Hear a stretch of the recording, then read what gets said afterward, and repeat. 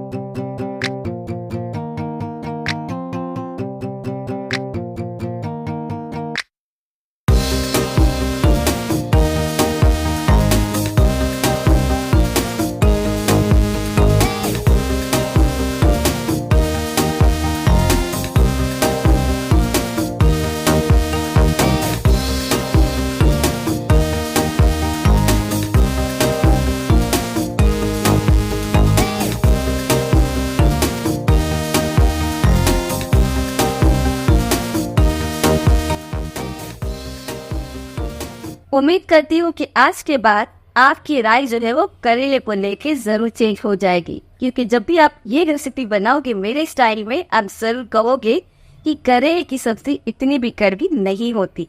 और अगर आपने ये रेसिपी ट्राई की होगी तो जरूर से मुझे डीएम करना मेरे इंस्टा आईडी पे।